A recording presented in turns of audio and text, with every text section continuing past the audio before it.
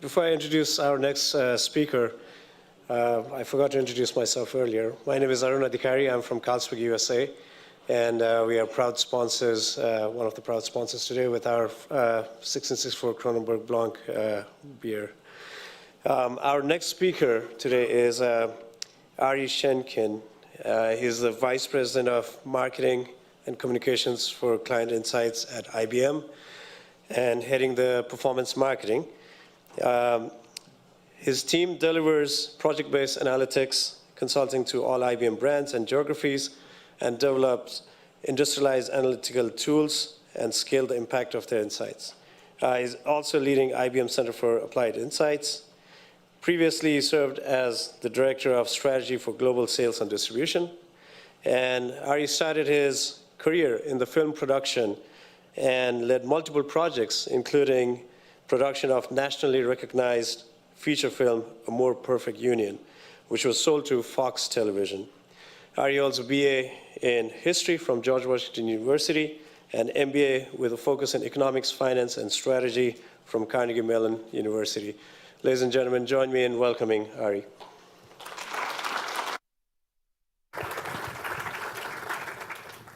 Thank you.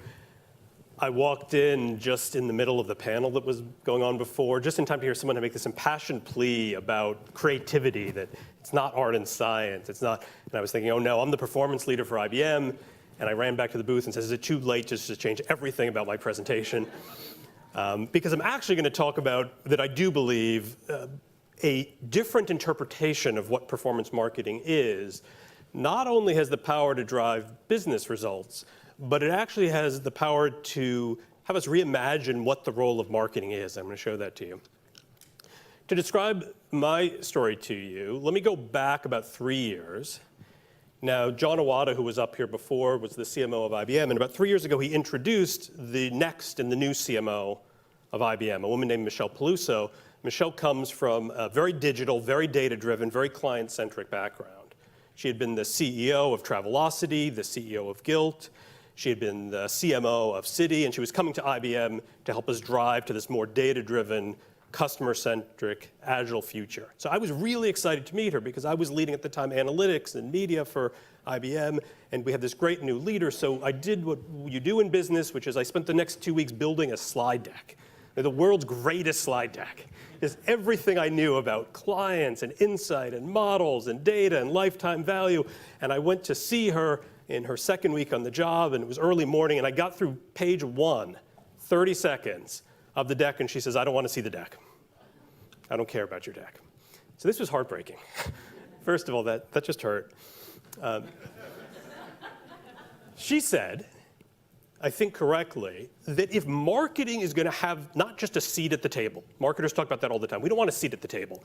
Marketing, because we're the advocates for clients, need to be driving the conversation. We're going to be at the head of the table.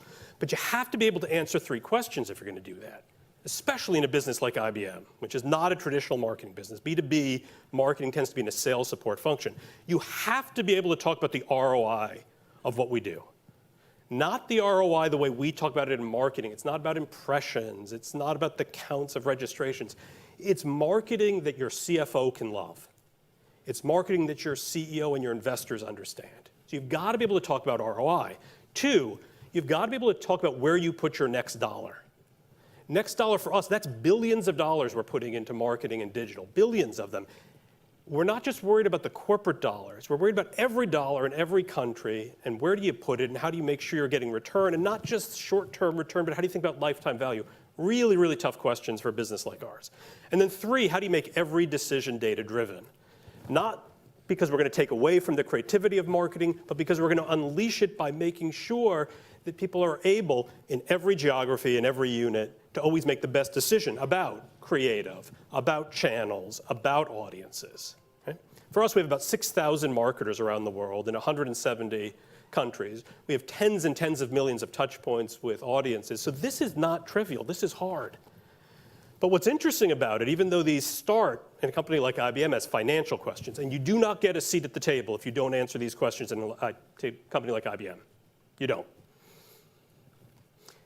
But when you can answer these questions, or to answer these questions, you realize all of these underneath the financials are questions about customers. And what do customers value? And how do we as marketers create value for customers? So I'll tell you a little bit more how we got there. But first I want to show you the results. So last year when we went back to our CEO and we do what we call our fall plan, we were able to proudly report, 2 years into this journey, that we're seeing really meaningful growth for marketing sourced revenue, 14%, but that's across an $80 billion business, so that's not trivial, right? Every dollar we put into marketing with confidence that our CFO can get up and say, I love this, 22%. We knew about 5 to 10 million of our customers well, but now we have access to about 100 million prospects. For practical purposes, for B2B, for a company like ours, that's pretty much everyone in the world with a digital device we're able to reach now with an understanding. And the industry started to notice what we're doing, not because actually IBM's the best at this. We're not. We have a ton to learn from the New York Times and the Spotifys. But because we are such a traditional business, such a sales-led business, that if we can go on this journey,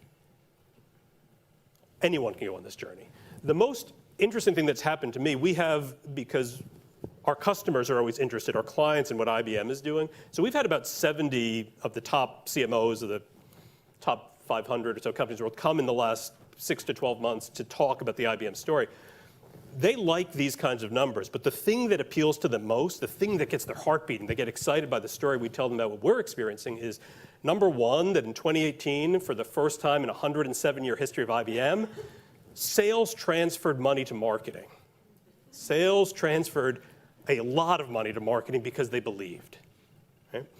Number two, IBM's board of directors asked us to come not too long ago and spend 90 minutes with them talking about performance marketing, data-driven marketing, audience-based marketing. That doesn't happen in a company like IBM. You do not get 90 minutes with the IBM board of directors to talk about these kinds of things traditionally.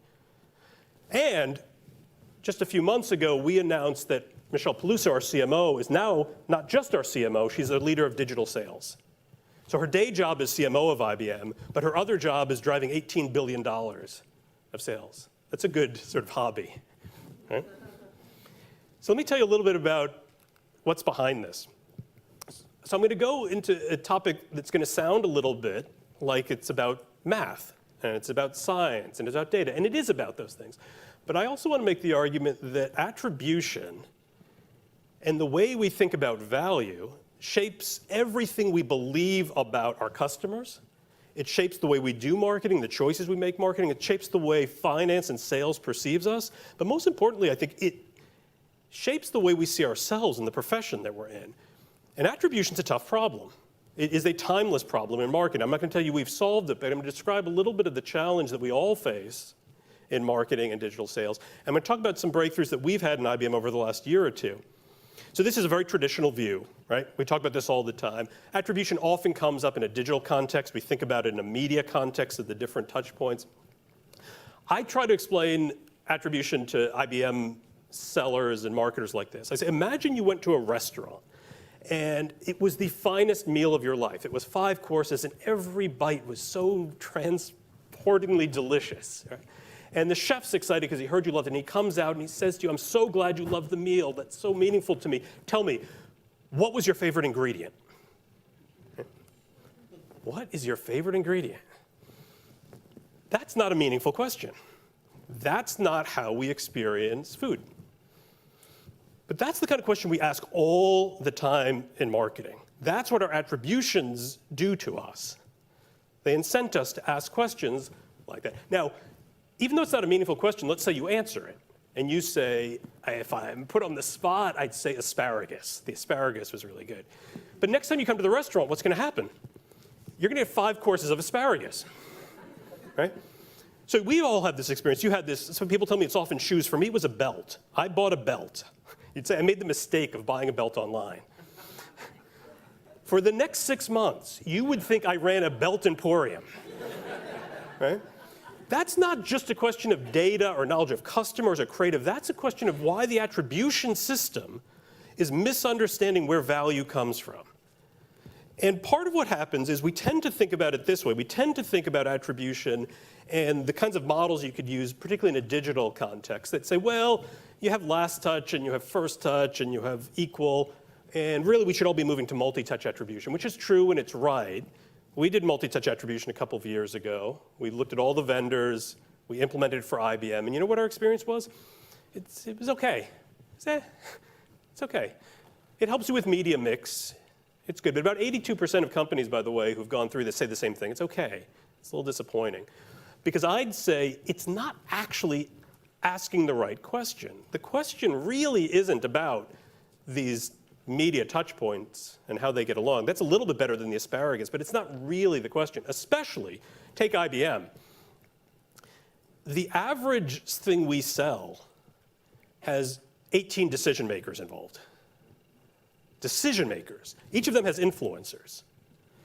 The average thing we sell takes 4 to 6 months, but it can range from swipe a credit card and you buy it right now to a 3-year process. It can range from a few $100s to a few $1 billion. We have 6,000 marketers. They're spread around the world.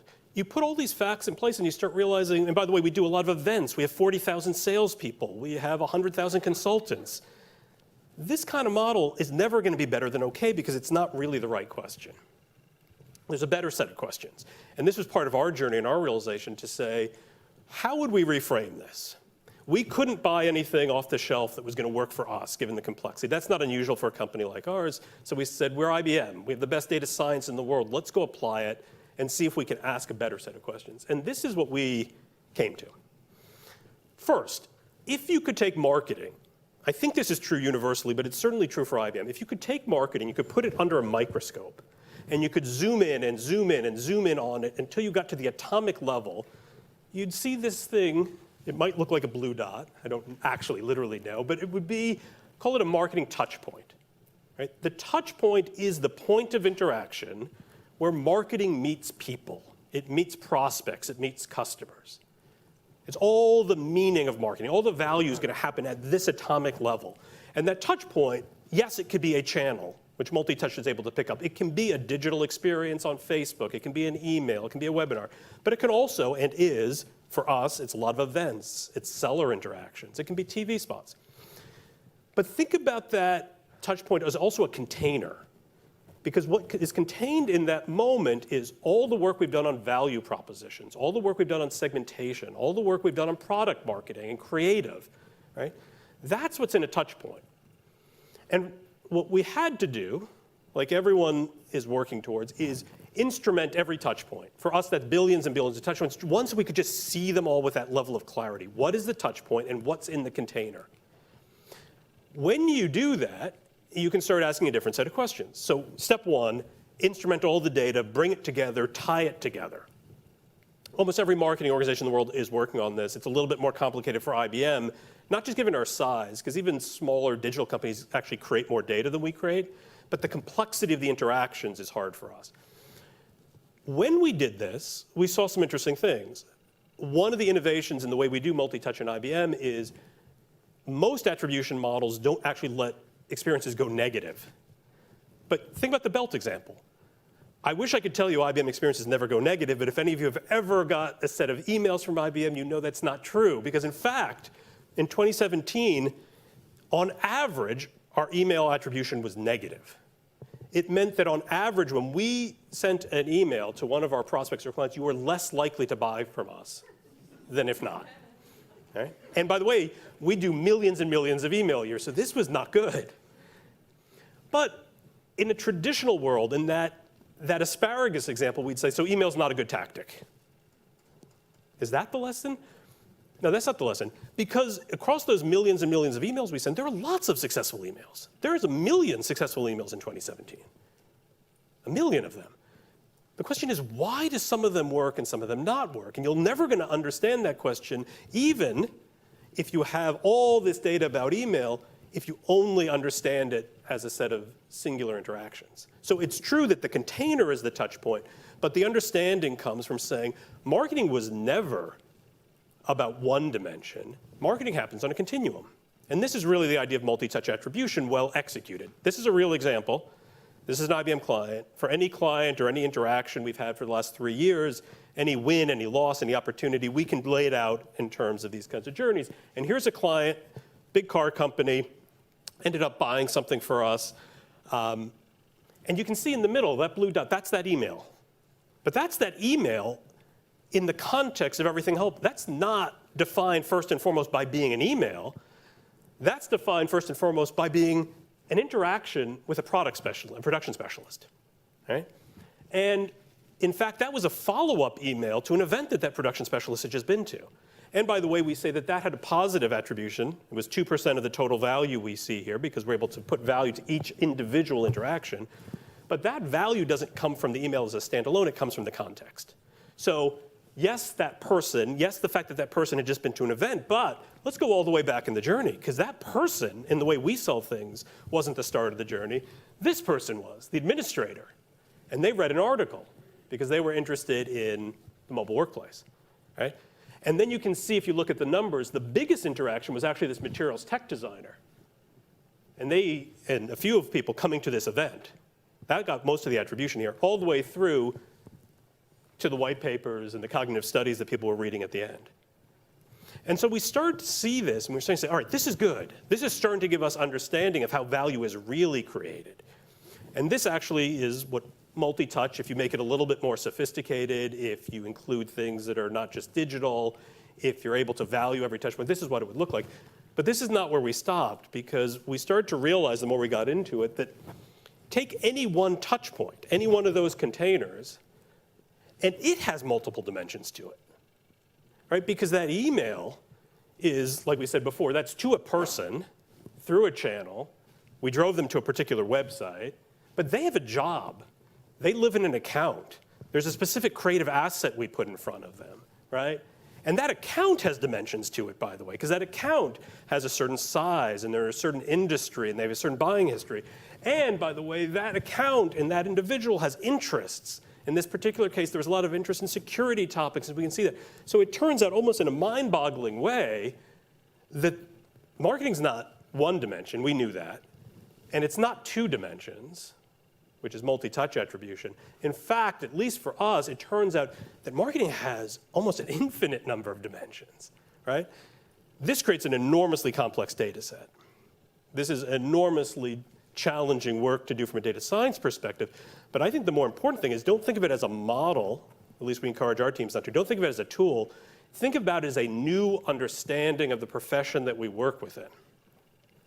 Because we didn't discover that the world was multidimensional. It always was. We didn't discover that our customers and prospects work along these different dimensions. We didn't make it true. We didn't discover it. But we built a set of tools now that, for the first time for us, lets us see it clearly. And in seeing it clearly, it lets us interact in a new way with customers. And I think of this as going to bed in Kansas and waking up in Oz. And you thought the world was black and white, and it turns out the world is in color.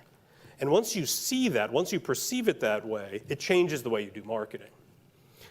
I will show you how it changes the way we do marketing. I would say that the data science here now is way beyond what we could actually do within marketing. Because I could take every single email, and truly every interaction is so unique that it's impossibly complex to actually put this into any of our current platforms. We could never create enough content to feed this engine. We couldn't get to that level of granularity. This is way beyond one-to-one marketing. But we can lift then the findings up a level and make this very practical in terms of how we use it. And so just in terms of a framework, the way we're starting to talk to marketers, and this is really from some decks we've been using even the last couple of weeks with our cloud business, and we're talking about the GM of the cloud business and the CMO of the cloud business, saying, think about it this way. If you want to sell cloud applications, we can start talking at a fairly high level. We're not going to go all the way to the granularity, about the who and the how and the what. So it is the case that when you're trying to sell that, you're going to have this very interesting buying cohort. This is a new concept for us. It's not a decision maker, it's a cohort of decision makers. The IT developer, the systems engineer, the consultant, they're going to come together. Now, it's common that they're going to be involved in search, and what they're looking for more often than not is case study. This doesn't address, by the way, we'll talk about later how we're adding some creative measures into this. We happen to know, by the way, that early in these journeys and late in these journeys, for surprising reasons, more emotional appeals actually are better for closing deals at the end, and they're better for opening. More rational arguments tend to work in the middle. And that's something else our models can pick up. But that cohort, through those kinds of interactions is the way that you're going to get to outcomes. That's different than if you're going to talk to the line of business like the CMO or the CEO. That's a different set of channels, it's a different set of experiences, and we're going to help you get there in practical terms. So this was the example we were actually running through with the team, because they were saying we need to reach chief technical officers. This is a very traditional question in IBM. How do I reach chief technical officers, particularly for the banking sector? All right. Well, IBM is really dominant in the banking sector. So we know most of the CTOs in the banking sector, and they know us. And when you run that through our models, what the model says, you've got to understand something. Number one, that what's going to happen typically is you're going to have a very fast set of interactions. If you're going to create an opportunity, if you're going to create value, you're going to do it in the next couple of weeks, but you're going to do it with a lot of really fast interactions, 33 on average, in the next 2 weeks to get to value here. But I'll tell you something else about this. The value you're going to create, that marketing influence, that marketing input, in a way that we can, with confidence, stand in front of our CFO and our board and say, it's really small. It's about 1.7%.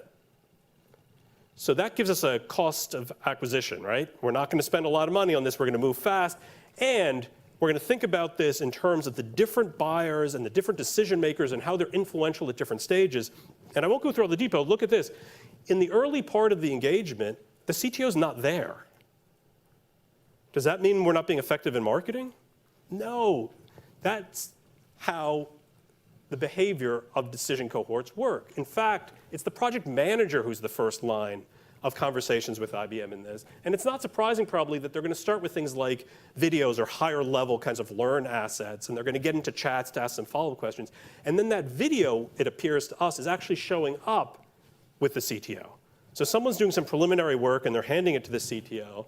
And then they're continuing by going a little bit deeper into conferences. And then ultimately, procurement shows up, which is almost always true in these bigger interactions. And it's not the sexiest example, right? But this is how it works. This is how value is created. And it's very different than another example they gave us. They asked us for help about reaching developers. Now, if you're trying to reach a developer, in this case, who doesn't know IBM, this is a prospect to us. The interactions are very different. Developers, as you know, are very cynical about marketing. They are willing to engage with us, but you can look at this. The timelines are much different, even if the product isn't bigger. The number of interactions is also very sparse. So we're going to get a few chances to have a conversation with this developer and the cohort that surrounds them.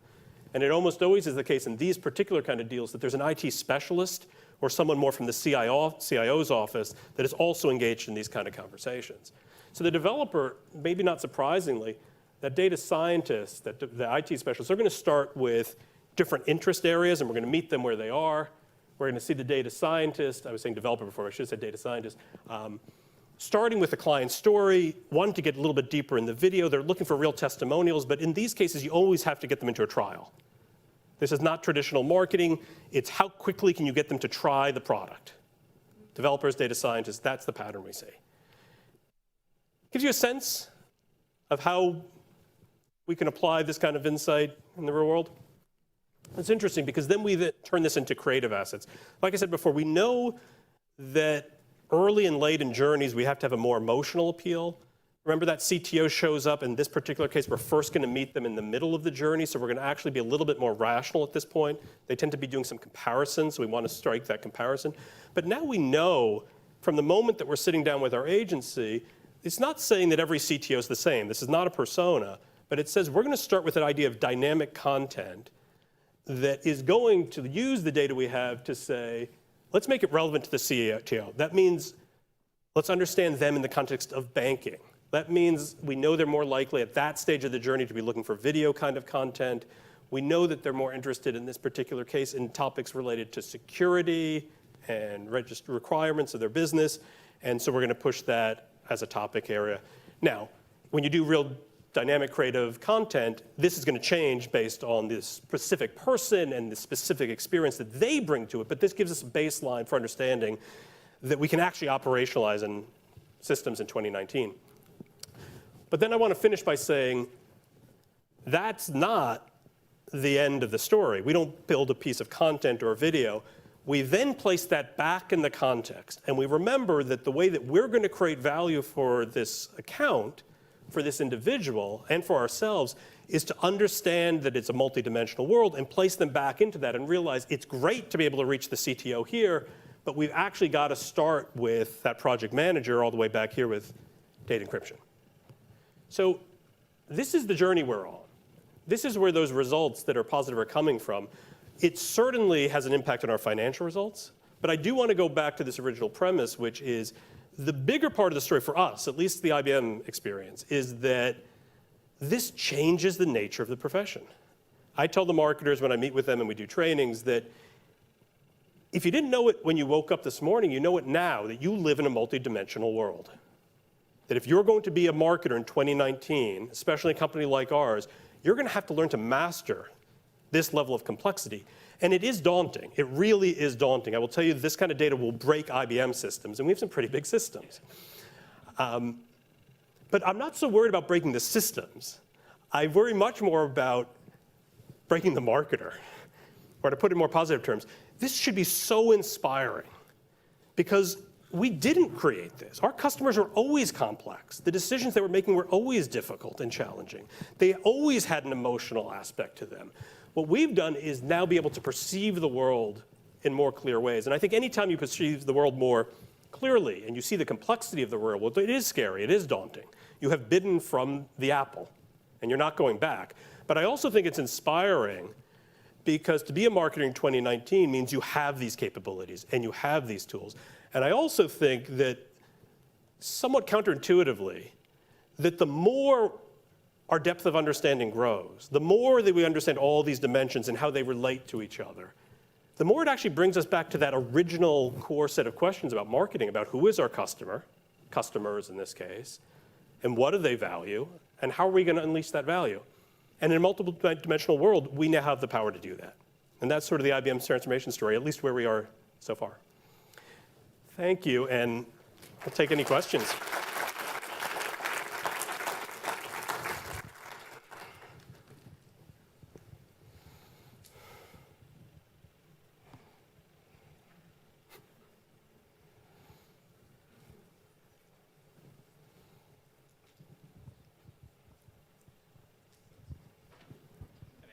Thank you, that was spectacular. In the stories you told, you made some, I'm curious as to whether they were deliberate decisions or simply byproducts of the data about where you were going to anchor the storytelling. So obviously customer, obviously touch points. You mentioned, for example, the creative, the content as critical factors, but not ones that starred here.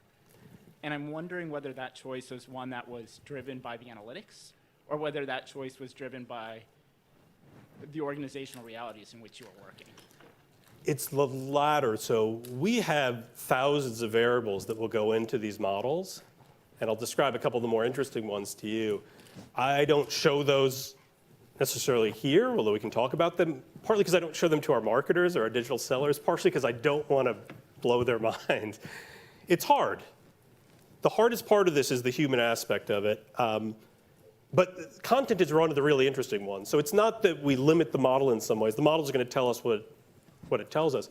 Content has been really interesting for us because normally when you think about content in this kind of context, we will think about it as the content type, right? White paper versus video versus event. That's a dimension we understand well. We'll look at things like creative. We're getting better at being able to have a taxonomy of creative. With Watson capabilities, we can do some interesting things now. We can run content through Watson and categorize what we call emotional tone, which is why I was referencing this. It turns out you might think in B2B marketing that everything's a very rational decision, right? No, not at all. In fact, B2B is more emotional than B2C in our research. That not only at the beginning, and particularly it surprised me how strong emotional appeals are at the end. That's how you close deals. My first reaction when I was seeing the data was, wow, this is surprising. Is this right? And we start to think about it, and we talk to customers, and we tested it some more. And what we came to realize is, you know what? When you buy toothpaste, if you get a toothpaste you don't love, you're going to throw it out and buy another toothpaste. If you buy the wrong cloud provider on behalf of your company, your job, your future, your children's college fund, I had never actually seen it quite that way. And then we start to look and say, that's how people feel about this. And we're talking to them about the speeds and feeds of our systems. No. What Multitouch or this multidimensional attribution lets us understand, for certain users at certain points of the journey, there are times to talk about rational arguments. But particularly beginning and end, I'm generalizing now, that's when we're going to talk about other things. If we knew how to execute on that, I would spend more time talking about it. We can observe it in the models. It's amazing that it's true. We talk to marketers about it qualitatively, but we haven't really tried to push it out because it's so overpoweringly and complex that we've generalized it for our agency, but we're trying to figure out how to actually make that come to life.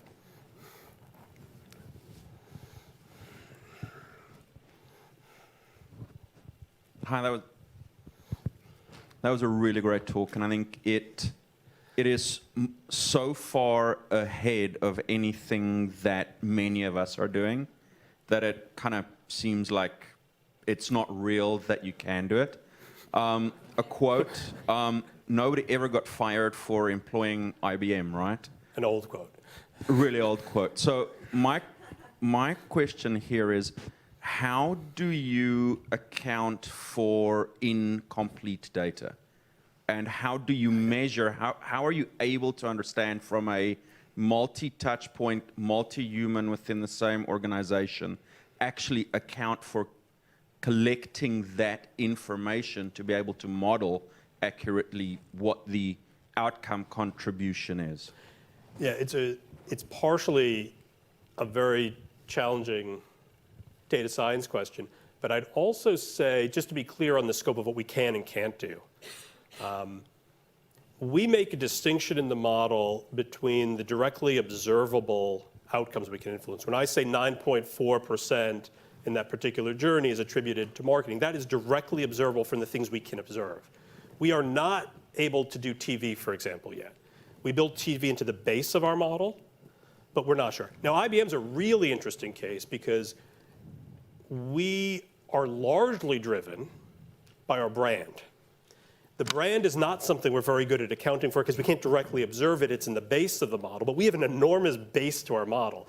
The other thing that's hard to account for, and this is where we want to go with this next, is we do have 40,000 sellers. We have a couple 100,000 consultants. They're out every day interacting. That trumps anything we tend to do in marketing.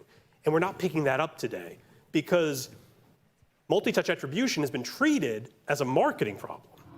But the beautiful thing about IBM is when we've shown this to our senior leaders, including having a conversation with our CEO about multi-touch attribution, which is an amazing experience, her reaction is beautiful. This can apply to everything, right? Now, sellers don't always do a great job inputting their information to systems, but theoretically, imagine this being expanded so we can pick up in the future sales interaction, television when it becomes more observable interaction, brand behavior. That's all the stuff, honestly, that we can't account for today. So as powerful as this is, we can see a fraction of the world, which is why it's so daunting of what's going to happen when we actually can see everything. It's coming, though. And I will tell you, it is real, and it is amazingly powerful. And most of the clients that I meet with say, not only can they almost not imagine getting here, but they don't even need to get here. They need to take the next step. The nature of our business, the complexity of our business, the need for us to reinvent IBM itself as a customer-centric company, that's what's driving us to go above and beyond the rest of the industry. This is what's putting marketing in a leadership position, is this notion that IBM moving from a sales-led, account-based view of the world to a company that actually understands human beings and people. It's an enormous change for a company that's been around for 107 years, that makes $80 billion, that has a business model that works awfully well, but needs to change.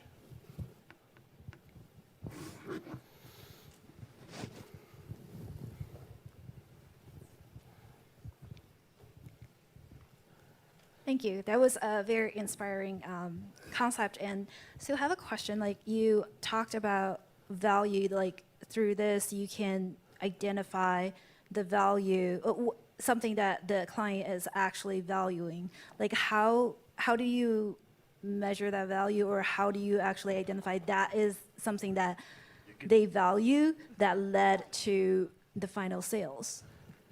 So because we have so many billions of interactions, we are able to ask this in a more statistical way and ask the question, what would have happened in the absence of that one touch point?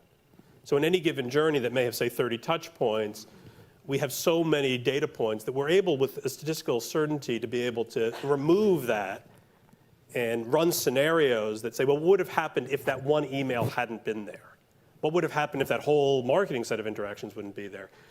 And so the basic principles are that. We spent a lot of time thinking about new approaches to multi-touch attribution because it is a hard field. We ended up using a lot of techniques from actually insurance and survival analysis and start to think about the problem almost as if it were something an insurance agent would do to say, given this person is 7 years old and in this state of health, what are the odds that they're going to survive 1 more year, 2 more years? And we tend to treat the underlying problem that way. We tend to ask it in terms of, given where this account is, where this person is, what is the probability of this next interaction creating an outcome that's favorable to us or negative to us?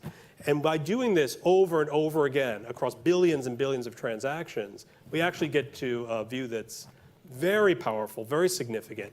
It not only passes the data science standards that IBM would hold itself to, but back to my original premise, one of the great highlights of last year for me is in front of the board of directors, going through this kind of thinking. And of course, I'm 5 minutes in, and what does one of the board members say? CEO of a major company. He says, well, this is great, but it's marketing. How do I know this is true? Marketing makes up all their numbers, right? And our CFO stood up, and he said, these are my numbers, right? That's what marketing is going to look like, not when we just have a seat at the table, when we kick over all the other seats and we get on the table and we start dancing, because we are driving the future, because the future is customer-centric, and marketers know customers. And now, in IBM, marketers really know customers in a way that no one else in the company, no one else in the world is going to be able to match us on. Thank you.